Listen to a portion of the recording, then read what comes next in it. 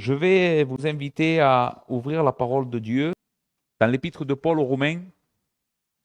Je ne vous cache pas que j'ai beaucoup hésité, je ne savais pas quoi prêcher, j'allais prêcher autre chose.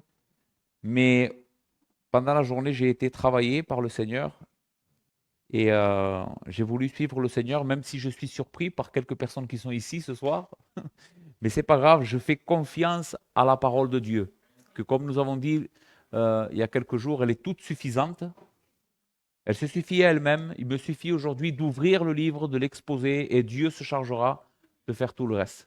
D'accord? Nous lisons dans donc l'Épître aux Romains au chapitre 8. Nous allons lire les versets 18 à 25. Il est écrit, et c'est Paul qui parle, « J'estime que les souffrances du temps présent ne sauraient être comparées à la gloire à venir qui sera révélée pour nous. Aussi la création attend-elle avec un ardent désir la révélation des fils de Dieu.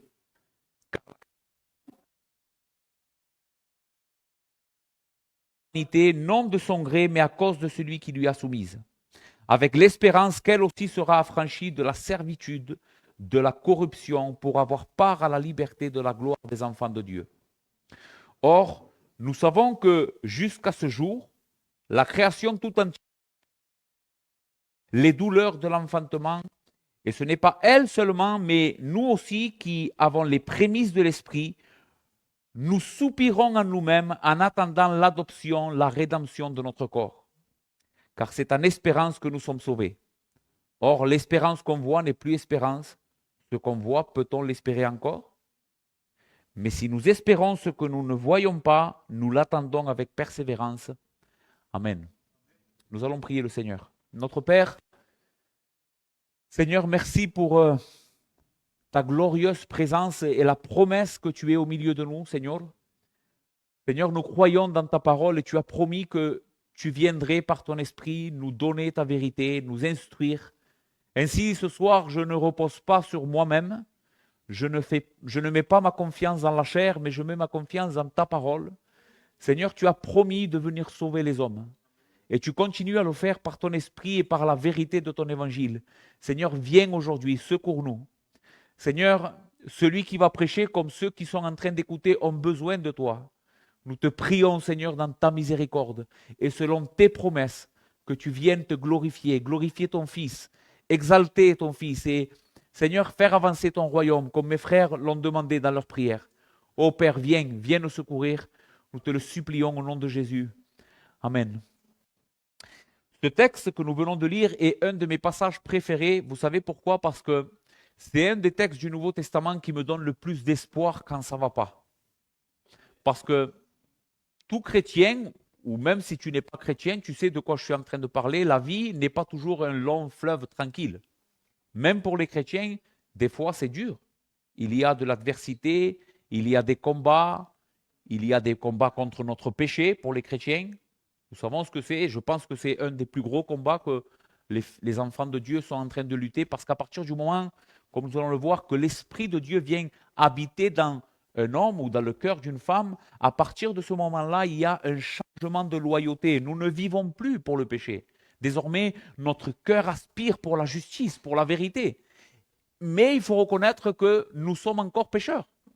Nous sommes toujours dans un corps où la vérité et la faiblesse, la justice et quelquefois le mensonge et d'autres choses sont présentes. Et nous luttons contre ces choses et des fois nous sommes découragés parce que nous voyons toujours du péché en nous. Mais ce texte est un texte qui redonne l'espoir, qui nous fait regarder non pas à nous et à notre condition actuelle, mais à la promesse que Dieu a faite de restauration.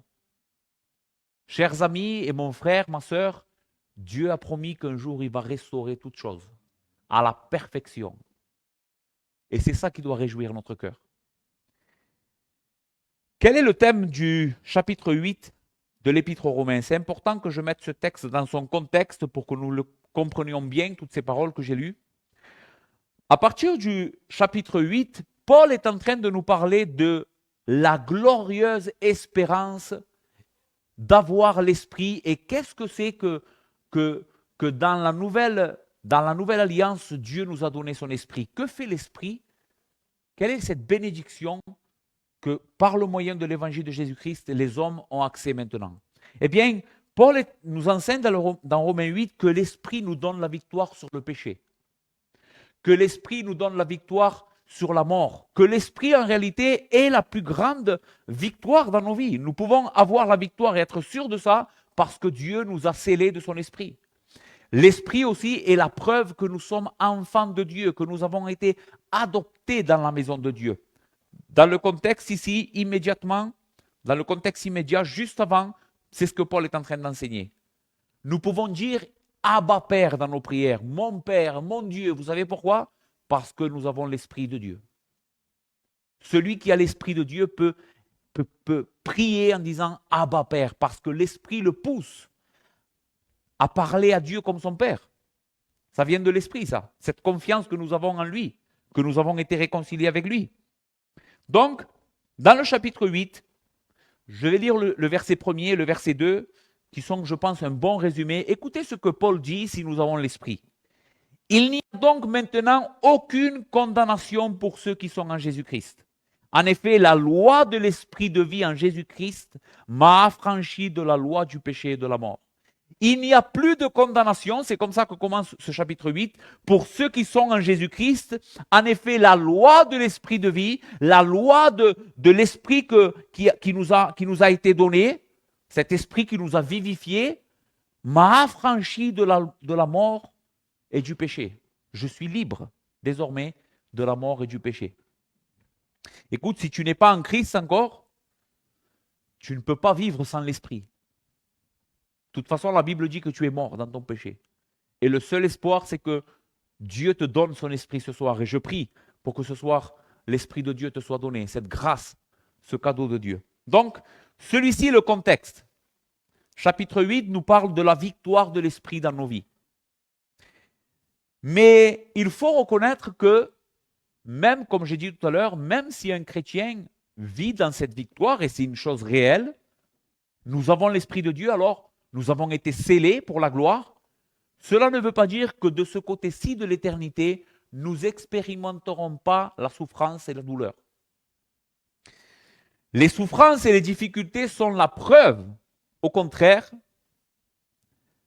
que nous sommes enfants et la condition de notre glorification. Écoute bien, parce que peut-être pour certains d'entre vous, c'est la première fois que vous allez entendre un tel enseignement. Pourquoi ? Parce que dans les églises aujourd'hui, on prêche un évangile dilué. Un évangile qui tend à dire aux personnes, si tu reçois Jésus dans ta vie, tout va aller bien. Tu ne vas plus avoir de problèmes, tu ne vas plus souffrir, tout va être rose. Mais c'est faux. La Bible dit tout le contraire. Et je suis dans l'obligation, parce que je veux être fidèle aux Écritures, si tu reçois Jésus, tu risques de souffrir encore plus que ce que tu es en train de souffrir alors que tu n'as pas Jésus. Parce que les souffrances, nous allons voir quel type de souffrance, les souffrances sont ce qui nous font ressembler à Christ. Il n'y a pas de gloire sans la croix. D'abord la croix, ensuite la gloire. Ok. Nous allons lire à partir du verset 18. Écoutez ce que le verset 17 dit. Or, si nous sommes enfants, nous sommes aussi héritiers, héritiers de Dieu et co-héritiers de Christ. Et écoutez la condition. Si toutefois nous souffrons avec lui, afin d'être glorifiés avec lui. Vous voyez ? Nous sommes enfants de Dieu si nous avons l'Esprit. Nous sommes héritiers avec Christ. Si toutefois, de ce côté-ci de l'éternité, nous souffrons avec Christ pour être aussi glorifiés avec lui. Et quel type de souffrance Jésus a expérimenté? Bien sûr, il a expérimenté des souffrances physiques, tout le monde sait ça, il est mort sur une croix, crucifié, mais pas que. Si vous lisez les 4 évangiles, vous allez vous rendre compte que la plus grande souffrance, ou une des aspects de la souffrance de Christ qu'il a, je pense, qui lui a fait le plus de mal, ça a été le rejet qu'il a vécu, l'incompréhension. Le Fils de Dieu sortait de sa bouche que la vérité. Et les hommes, au lieu de recevoir cette vérité, croire en elle et être sauvés, vous savez ce qu'ils ont fait? Ils l'ont rejeté tout le temps. Ils l'ont traité de menteur, de démon. Et ça, c'est une souffrance. Et c'est cette souffrance que les chrétiens particulièrement partagent avec Jésus. De ce côté-ci de l'éternité, ne t'attends pas à être compris, tout du moins par tout le monde. Beaucoup de personnes vont te rejeter si tu veux suivre Christ et lui être fidèle. Mais comme j'espère te le démontrer et te donner cette conviction ce soir, ça en vaut largement la peine. Ça en vaut la peine. Vraiment, ça en vaut la peine. Donc, il nous faut souffrir pour être glorifiés. Écoutez ce que Paul dit au verset 22. Or, nous savons que jusqu'à ce jour, la création tout entière soupire et souffre les douleurs de l'enfantement. Nous allons le voir plus bas, à quoi il fait référence ici, quand il parle de la création. Mais il dit au verset 23, « Et ce n'est pas elle seulement, mais nous aussi, qui avons reçu les prémices de l'Esprit, nous soupirons en nous-mêmes en attendant l'adoption, la rédemption de notre corps. » Un homme de Dieu, John MacArthur, commentant ce verset, dira, « Le soupir ici, nous aussi, nous soupirons en nous-mêmes. » Qu'est-ce que veut dire ces soupirs? Le soupir est l'expression audible de l'angoisse. Que fait une personne, ou peut-être tu sais de quoi je suis en train de parler, quand tu expérimentes un peu de l'angoisse, un peu intense, tu as tendance à sentir un soupir. Tu soupires. Et le soupir, c'est l'expression audible de l'angoisse que procure une douleur physique, émotionnelle ou spirituelle. Ces soupirs en question que l'enfant de Dieu expérimente expriment le fait de déplorer un état pénible, insatisfaisant et attristant, un appel à être délivré de cet état. C'est ça le soupir en question que le texte est en train de nous dire. Nous aussi, nous soupirons, nous aspirons à autre chose. Est-ce que c'est ton cas? Parce que je voudrais aujourd'hui vous aider à mettre de la lumière sur ce que vous ressentez. Souvent, les chrétiens, on ressent de l'angoisse et une tension. Et je voudrais que vous compreniez, c'est normal. Cette tension que vous ressentez, cette envie d'autre chose, d'être libéré de votre péché, c'est absolument normal. Le texte est en train de nous dire, nous aussi, puisque nous avons l'esprit, nous soupirons en nous-mêmes. Nous attendons, nous voulons une délivrance de cet état. Maintenant, même si ces souffrances sont grandes et nécessaires, le Seigneur éclaire cette vérité d'une lumière remplie d'espérance pour nous. Car Paul nous dit que les souffrances du temps présent ne sauraient être comparées, et écoute bien, à la gloire qui va être révélée pour nous lorsque notre Seigneur Jésus-Christ apparaîtra. Ce n'est pas de la souffrance gratuite. Si tu es en Christ et que tu es en train de lutter contre ton péché et que tu ressens ce soupir en toi, Christ vient te libérer. Paul au verset 18 dit, écoute bien les termes, « J'estime que les souffrances du temps présent ne sauraient être comparées à la gloire à venir qui sera révélée pour nous. » C'est comme ça que commence notre texte. J'estime que les souffrances du temps présent, et j'ai tenu à vous expliquer tout ce que je vous ai expliqué jusqu'à maintenant pour que vous compreniez que Paul n'est pas en train simplement de parler de souffrance physique, d'avoir de l'argent ou pas de l'argent. Il parle d'une souffrance spirituelle, d'un état de soupir au-dedans de soi parce que nous voulons être débarrassés du péché. Nous n'avons pas été créés pour le péché. Écoute, toi qui viens écouter l'évangile et qui peut-être tu ne sais pas encore si vraiment tu as cru, je ne sais pas comment tu te considères, tu n'as pas été créé pour vivre dans le péché. C'est de là que viennent toutes tes angoisses, ton mal-être, ton insatisfaction, tout ça vient de là, parce que tu n'as pas été créé pour vivre loin de Dieu. Tu as été créé pour vivre dans la présence de Dieu, de ce Dieu glorieux, magnifique, extraordinaire, juste, bon. Tu as été créé pour l'avoir lui et te réjouir en lui pour les siècles des siècles. Et tant que tu seras loin de Dieu, tu ne seras pas heureux. peu importe ce que tu auras. Mais écoutez cette promesse pour vous les chrétiens. J'estime que les souffrances du temps présent, de ce siècle-ci, ne sauraient être comparées à la gloire à venir qui sera révélée pour nous. Même si ces souffrances sont réelles, la gloire qui nous attend sera tellement grande que ces souffrances en comparaison ne seront rien. Dans 2 Corinthiens chapitre 4 versets 16 et 18, écoutez les paroles de Paul. C'est pourquoi nous ne perdons pas courage. Et même si notre homme extérieur se détruit, notre homme intérieur se renouvelle de jour en jour. Car nos légères afflictions, écoutez comment Paul parle de ces afflictions, de ces souffrances, de ce côté-ci. Il dit, nos légères afflictions du moment présent produit pour nous, au-delà de toute mesure, un poids éternel de gloire. Parce que nous regardons non point aux choses visibles, mais à celles qui sont invisibles. Car les choses visibles sont passagères et les invisibles éternelles. Nos légères afflictions du temps présent produisent, le texte dit, pour nous un poids de gloire. Tu imagines ça? À chaque fois, chrétien, que tu t'identifies à Christ à cause de sa vérité ou que tu es en train de lutter contre ton péché et que tu luttes contre ce péché, tu ne veux pas être pécheur, cela augmente ton poids de gloire dans le siècle futur. Donc, même si les souffrances sont réelles, la gloire qui nous attend surpasse de loin toutes ces souffrances. Ça en vaut la peine de vivre pour Christ. Ça en vaut la peine. Maintenant, le texte répond, jusqu'à quand devons-nous souffrir? Jusqu'à quand allons-nous devoir souffrir et persévérer contre notre lutte contre le péché et l'injustice? Eh bien, comme je vous disais tout à l'heure, je ne vais pas vous vendre un demi-évangile, je vais vous vendre le vrai évangile jusqu'à ce que le Seigneur vienne ou jusqu'à ce que tu meurs s'il n'est pas venu avant. Tu ne seras pas libéré de ton péché jusqu'à ce que le Seigneur vienne.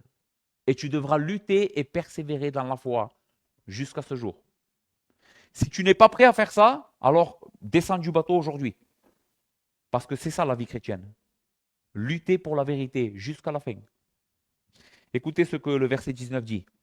Aussi la création attend-elle avec un ardent désir la révélation des fils de Dieu. Le texte nous révèle ici quelque chose d'extraordinaire. Car la création a été soumise à la vanité, non de son gré, mais à cause de celui qui l'y a soumise, avec l'espérance qu'elle aussi sera affranchie de la servitude de la corruption pour avoir part à la liberté de la gloire des enfants de Dieu. Qu'est-ce qu'est en train de nous dire Paul ici dans ces versets? Eh bien, cette souffrance, la création aussi la partage avec nous. Parce que ce monde n'a pas été créé. La nature dans laquelle nous vivons et ce monde créé dans lequel nous sommes ont été créés par Dieu. Et ils ont été créés pour un but, glorifier Dieu et servir l'homme. Écoute, la création entière était soumise à l'homme. Elle était là pour le bénir, lui donner ce que l'homme avait besoin en abondance. En abondance. Mais que s'est-il passé? Eh bien, la Bible nous dit dans le livre de Genèse que dès le début, nos premiers parents se sont rebellés. Dieu avait placé Adam et Ève, nos premiers pères, dans un jardin d'Éden, Éden veut dire un paradis, rempli d'arbres fruitiers. Et le Seigneur va leur dire, mangez de tout. Tout ça, c'est pour vous que je l'ai fait. Pour que vous puissiez en bénéficier. Mais l'homme va se rebeller contre Dieu et va pécher contre Dieu. Et Dieu, non simplement va maudire l'homme, mais il va aussi maudire à cause de l'homme la création. Celui que le texte dit ici, non de son gré, la création a été soumise à la vanité, non de son gré, mais à cause de celui qui l'a soumise. Celui qui l'a soumise ici, c'est Dieu. Dieu a soumis cette création à la vanité. Et j'étais en train de regarder que veut dire la parole ici, vanité. Cela veut dire néant. Cela veut dire que la création, depuis le jour de la chute, elle n'est pas en train d'accomplir sa vocation. En tout cas, à son degré maximum. Dieu, dans sa grâce, a laissé que la création produisent encore les choses pour alimenter l'homme et tout, mais elle n'est pas en train de donner tout ce qu'elle aurait pu donner. Rappelez-vous les paroles du Seigneur à l'homme. Désormais, tu gagneras ton pain à la sueur de ton front. Et la terre produira peu. Depuis que Dieu a maudit la terre produit peu. Pourquoi je vous parle de tout ça? Parce que vous allez voir, l'espérance que l'on a, c'est qu'un jour, la création sera libérée de la corruption et donnera à l'homme toute la qualité et la splendeur qu'elle peut produire pour l'homme. Relisons le texte ensemble. Aussi la création attend-elle avec un ardent désir la révélation des fils de Dieu. Qu'est-ce que c'est la révélation du Fils de Dieu? C'est quand le Seigneur viendra pour nous libérer complètement. La création qui nous entoure est en train d'attendre ce jour. Car la création a été soumise à la vanité, non de son gré, mais à cause de celui qui l'a soumise, avec l'espérance qu'elle aussi sera affranchie de la servitude, de la corruption. Écoutez, pour avoir part à la liberté de la gloire des enfants de Dieu. Cette création, et le texte ici est extraordinaire, en grec, quand il dit cette création est en train d'attendre et désir, vous savez ce que veut dire la parole attendre et désir ici? Littéralement, elle veut dire quelqu'un qui tend le cou et regarde fixement en avant. C'est comme ça que nous espérons. Quelqu'un qui, par exemple, je vais vous donner un exemple.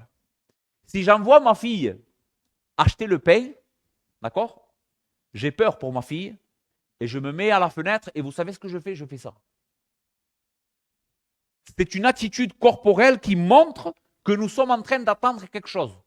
Eh bien, c'est de cette manière que la Bible décrit que la création et nous sommes en train d'attendre ce jour. La création tend le cou. Elle regarde avec émotion ce qui arrive. Et ça devrait être notre cas aussi. Elle désire que le jour vienne où les enfants de Dieu seront révélés, où les fils de Dieu, ceux qui sont les sauvés, les justifiés, seront vus. Parce qu'aujourd'hui, on est mêlé avec tout le monde. Quand tu vas à ton travail, qui c'est qui voit la différence entre toi et quelqu'un qui n'est pas sauvé? Ce n'est pas écrit sur mon front ici que je suis sauvé. Mais ce jour-là, ça se verra. Ce jour-là, la création et tout le monde, les anges de Dieu, et tout le monde saura qui sont les enfants de Dieu, qui ne le sont pas. Verset 22. Or, nous savons que jusqu'à ce jour, la création tout entière soupire et souffre les douleurs de l'enfantement. Et ce n'est pas elle seulement, mais nous aussi, qui avons les prémices de l'esprit, nous soupirons en nous-mêmes en attendant l'adoption, la rédemption de notre corps. En attendant l'adoption, la rédemption de notre corps, c'est-à-dire la glorification finale, c'est ce que nous sommes en train de faire. C'est de cette manière que nous devrions vivre. Et cela va t'aider à vivre et à traverser tes souffrances aujourd'hui. Pourquoi tellement de chrétiens vivent de manière désespérée? Parce qu'ils vivent en se regardant l'ombril tout le temps. Regarde ma situation, jamais je vais m'en sortir. Mais la Bible dit, regarde en avant, tends le coup. Attends avec espérance ce jour-là. Et le jour où tu vas vivre comme ça, je ne suis pas en train de dire que tu vas être débarrassé de tes souffrances, c'est pas ça, mais tu vas vivre mieux.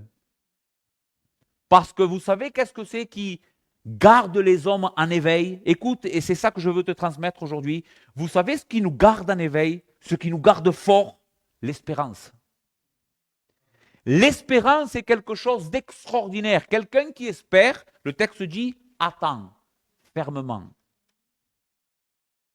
Si j'espère quelque chose, je vais l'attendre. Mais c'est quand je n'ai pas d'espérance que je baisse les bras, que j'attends plus, que je me démoralise, que je perds confiance. Mais tant que je suis en train d'espérer, je suis en train d'attendre. C'est pour ça qu'un vrai chrétien doit avoir une mentalité céleste. En espagnol va un poco mejor. Mais un vrai chrétien doit avoir une mentalité céleste. Les frères, nous ne sommes pas de ce monde. Nous ne sommes pas d'ici. Il y a quelque chose de mieux qui arrive, de beaucoup mieux qui arrive. Si tu es en train de penser uniquement à ta vie ici et maintenant, tu vas vivre comme un misérable. Tout ça va passer. La Bible dit que tout ça, tout ce qui t'entoure ici va être détruit par le feu. Et Dieu va recréer une nouvelle terre, un nouveau ciel, où la paix, la gloire, la justice va régner. C'est là où tu devrais mettre tes regards. Si tu veux traverser ce monde avec espérance, c'est là-bas où tu dois regarder. Écoutez ce que l'apôtre Jean dira, et ce n'est pas moi qui enseigne ça, les frères, c'est la Bible de bout en bout. Jean dira, dans 1 Jean chapitre 3, versets 1 et 2, « Voyez quel amour le Père nous a témoigné pour que nous soyons appelés enfants de Dieu. Et nous le sommes. » Écoutez, si le monde ne nous connaît pas, c'est qu'il ne l'a pas connu. Nous sommes enfants de Dieu. Et si le monde ne reconnaît pas ça, que nous sommes enfants de Dieu, c'est parce qu'à lui non plus, ils ne l'ont pas connu. Bien-aimés, nous sommes maintenant enfants de Dieu et ce que nous serons n'a pas encore été manifesté. Mais nous savons que lorsqu'il paraîtra, nous serons semblables à lui parce que nous le verrons tel qu'il est. Quiconque a cette espérance en lui se purifie comme lui-même est pur. Amen. Amen. Nous sommes enfants de Dieu. Et ce que nous serons n'a pas encore été manifesté. Le Joséito que vous voyez là, c'est un pécheur. C'est quelqu'un qui a un corps corruptible. C'est quelqu'un qui n'a pas la gloire du ciel. Mais la Bible dit qu'un jour vient où la trompette de Dieu va sonner et les morts en Christ vont ressusciter, premièrement. Et nous qui serons restés, nous serons transformés et changés dans un état de gloire et de félicité, le même corps de résurrection que Jésus a. Glorieux, un corps immortel, rempli de force, rempli de gloire. Et nous habiterons pour les siècles des siècles dans la présence de Dieu. Ça, c'est la promesse de l'Évangile, les frères. C'est la promesse de la vie éternelle. Jésus est venu pour nous donner la vie éternelle. Quiconque croit en lui a la vie éternelle.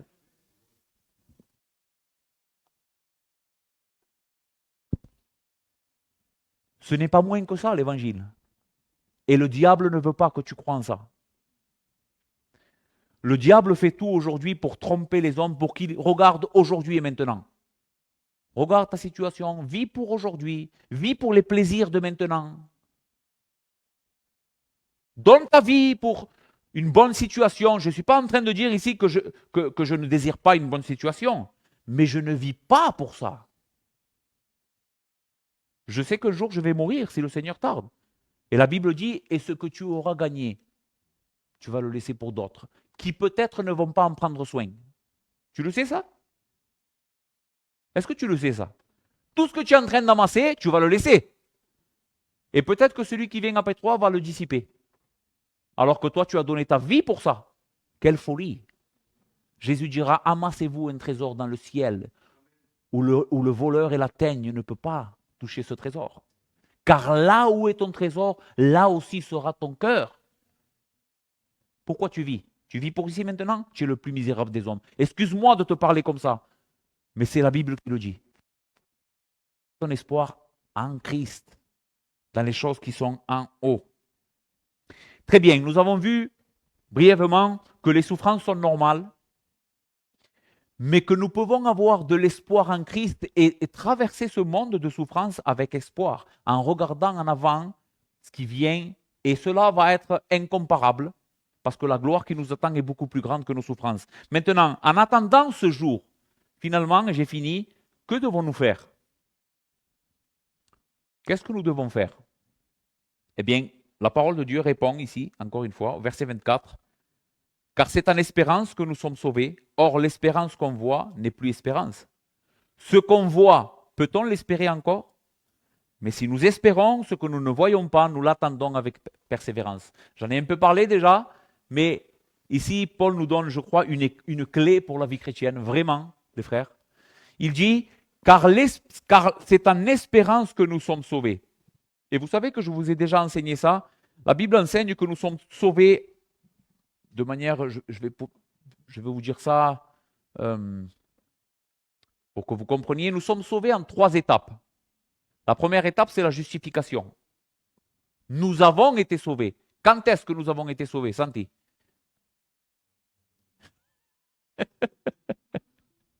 Non, quand nous avons cru, nous avons été justifiés. Nous sommes en train d'être sauvés parce que nous sommes en train d'être sanctifiés par l'Esprit de Dieu. C'est la sanctification progressive. Mais le texte ici parle de nous serons sauvés en espérance. Nous sommes sauvés en espérance. C'est-à-dire que c'est quelque chose qui doit arriver. Est-ce que les chrétiens, on ne dit pas, nous, que nous sommes déjà sauvés? Pourquoi Paul parle ici du salut comme quelque chose de futur? Parce qu'il est en train de parler de la glorification, de l'étape finale du salut, où Dieu nous sauvera non pas de la culpabilité ni de la puissance du péché, mais carrément de la présence du péché. Il n'y aura plus de péché. Mais il nous dit, or l'espérance qu'on voit n'est plus espérance. Pourquoi est-ce que tu t'attends à ne plus voir de péché en toi? Parce que le jour où tu ne vois plus de péché en toi, alors tu as plus, c'est plus la peine d'espérer en ce jour-là. Cela veut dire que c'est déjà arrivé. Mais ça n'arrivera pas jusqu'à ce que Jésus revienne. Donc, Paul nous dit que cette espérance, on doit la garder jusqu'à ce que nous voyions le plan de Dieu s'accomplir. Et si nous espérons, nous attendons et nous persévérons. Ok. J'ai fini. Je sais que ce que je viens de vous dire, j'espère en tout cas, pour les chrétiens, vous a aidé. Moi, il m'aide beaucoup ce passage et j'espère qu'à vous aussi. Maintenant, comment nous pouvons être sûrs, les frères et amis, que nous allons y parvenir jusqu'à ce jour de gloire? Et regardez l'équilibre biblique ici. Paul est en train de nous dire, c'est nous qui devons espérer, c'est nous qui devons mettre notre espoir en Dieu. Mais est-ce que cela veut dire que Dieu nous laisse nous débrouiller tout seuls? Et c'est à nous de nous en sortir, d'être forts. Est-ce que je suis en train de te dire aujourd'hui, sois fort? Tu n'es pas fort. Livré à toi-même, tu te perds. C'est pour ça que le texte continue, verset 28, et je vais juste lire la suite du chapitre et écouter l'enseignement qui suit. Nous savons du reste que toute chose concourt au bien de ceux qui aiment Dieu, de ceux qui sont appelés selon son dessein. Car ceux qu'il a connus d'avance, il les a aussi prédestinés à être semblables à l'image de son Fils, afin que son Fils soit le premier-né entre beaucoup de frères. Et ceux qu'il a prédestinés, il les a aussi appelés. Et ceux qu'il a appelés, il les a aussi justifiés. Et ceux qu'il a justifiés, il les a aussi glorifiés. Vous voyez ici les trois étapes que je vous ai parlé? Justification, sanctification, glorification. Ceux qu'il a prédestinés, il les a aussi appelés. Ceux qu'il a appelés, il les a aussi justifiés. Et ceux qu'il a justifiés, il les a aussi glorifiés. Mais comment, Paul? Tu ne viens pas de nous dire que la glorification, c'est quelque chose dans le futur. Pourquoi tu en parles maintenant au présent? Parce que c'est tellement sûr que Dieu va le faire qu'il peut en parler au présent. Il dit, je suis tellement sûr que ceux qui ont été prédestinés, appelés, justifiés, seront glorifiés, sûr. Écoute, que dirons-nous donc si tout ça est vrai? Si tu es chrétien, tu es en train de souffrir, mais tu vas persévérer et tu vas être glorifié. Si tout ça est vrai, que dirons-nous donc à l'égard de ces choses? Si Dieu est pour nous, qui sera contre nous? Lui qui n'a point épargné son propre Fils, mais qui l'a livré pour nous tous, comment ne nous donnera-t-il pas toutes choses aussi avec lui? Qui accusera les élus de Dieu? C'est Dieu qui justifie. Qui les condamnera? Christ est mort, bien plus, il est ressuscité, il est à la droite de Dieu, il intercède pour nous. Qui nous séparera de l'amour de Christ? Serait-ce la tribulation ou l'angoisse ou la persécution ou la faim ou la nudité ou le péril ou l'épée, selon qu'il est écrit? C'est à cause de toi. Et ici, le texte parle de nous. Écoutez, mettez ça dans votre bouche comme si vous parliez à Jésus. C'est à cause de toi qu'on nous met à mort tous les jours. Qu'on nous regarde comme des brebis destinées à la boucherie. C'est ça qu'on est aussi dans ce monde, nous. C'est à cause de lui qu'on nous met à mort tous les jours. Mais est-ce que le péril, l'épée, la douleur pourra nous séparer de Dieu? Est-ce que ça va arriver? Est-ce que la douleur et la difficulté vont arriver à te séparer de Dieu? Mais dans toutes ces choses, verset 37, nous sommes plus que vainqueurs par celui qui nous a aimés. Car j'ai l'assurance, écoute bien, que ni la mort, ni la vie, ni les anges, ni les dominations, ni les choses présentes, ni les choses à venir, ni les puissances, ni les hauteurs, ni la profondeur, ni aucune créature ne pourra nous séparer de l'amour de Dieu manifesté en Jésus-Christ, notre Seigneur.